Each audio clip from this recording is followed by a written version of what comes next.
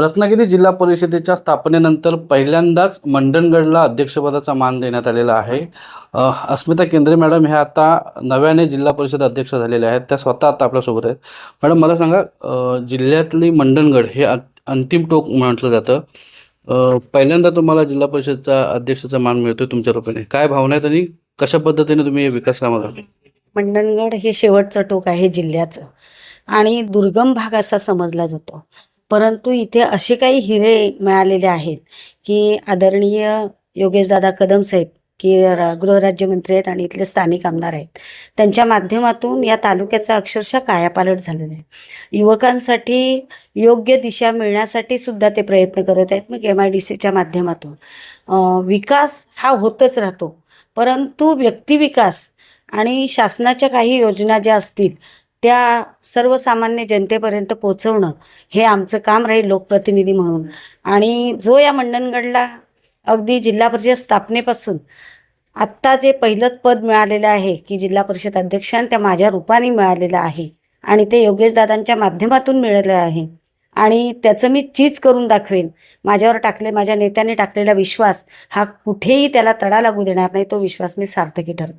जवळपास 3 टर्म तुम्ही जिल्हा परिषदमध्ये सदस्य म्हणून निवडून आलेला आहात. आता जर पाहायला गेलं तर मागचे एक 5-6 वर्ष प्रशासक होते.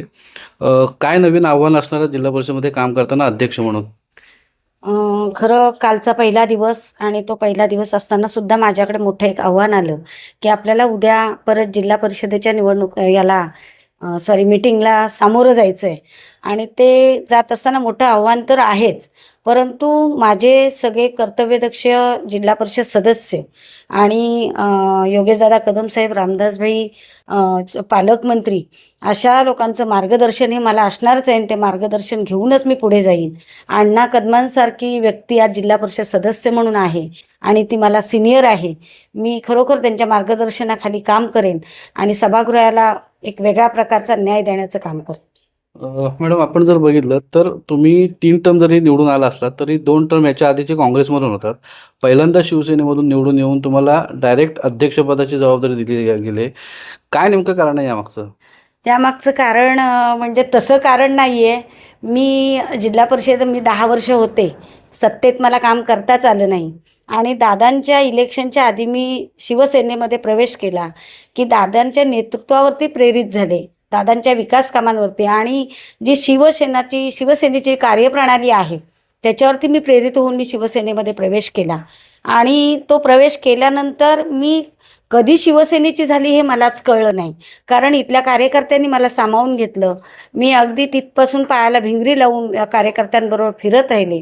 दादांच्या निवडणुकीमध्ये मी सक्रिय सहभाग घेऊन काम केलं आणि कदाचित तेही असेल की दादांनी माझ्यावर विश्वास ठेवला, मला उमेदवारी दिली आणि वरचं पद हे आरक्षित असल्याकारणाने माझा 10 वर्ष जो जिल्हा परिषदेचा अनुभव आहे आणि मी विविध समित्यांवरती काम केलं होतं तेही असू शकतं किंवा एक मंडणगडला एक चांगलं नेतृत्व द्यावं किंवा मंडणगडला न्याय मिळावा या उद्देशाने सुद्धा दादांनी मला आणि पालकमंत्री साहेब, पुन्हा आपले रामदासभाई कदम साहेब यांनी मला ही संधी दिली असावी.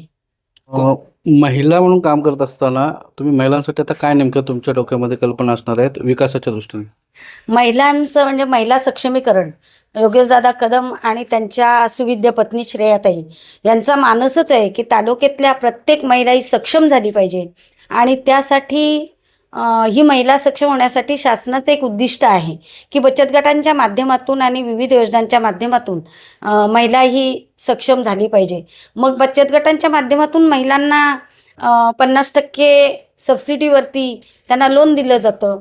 त्याचप्रमाणे त्यांना स्वतःच्या पायावरती उभं राहण्यासाठी एखादा बिझनेस करायचा असेल तर त्यांना निधी दिला जातो आणि जर महिलांना काही अडचणी असतील त्या अडचणी दूर करण्यासाठी नक्कीच मी महिलांसाठी उभी राहीन आणि दादांच्या मार्गदर्शनाखाली दादांचा जो उद्देश आहे, कारण दादांनी आता जवळजवळ कोट्यावधीचं महिला बचत भवन की जे दापोलीला उभं आहे डौलाने, तिथे महिला स्वतःचा माल स्वतः तयार करतात आणि तिथे विक्रीस ठेवतात. तसं आमच्या मंडणगड तालुक्यामध्ये देवाऱ्यामध्ये तसं बचत भवन दादांनी मंजूर केलेलं आहे आणि खरोखर महिलांच्या प्रगतीच्या दिशेने दादा महिलांना घेऊन चाललेले आहेत आणि त्यामुळे मीही त्यांच्या अगदी पावलावर पाऊल ठेवून म्हणणार नाही किंवा पुढे म्हणणार नाही, पण त्यांच्या सोबत चालण्याचा नक्कीच प्रयत्न करेन आणि महिलांसाठी, महिला सक्षमीकरणासाठी शासनाच्या योजनाचा पुरेपूर लाभ घेण्याचा प्रयत्न करेन. धन्यवाद. स्वप्नील घाग, एबीपी माझा, मंडणगड, रत्नागिरी. एबीपी माझा, उघडा डोळे बघा नीट.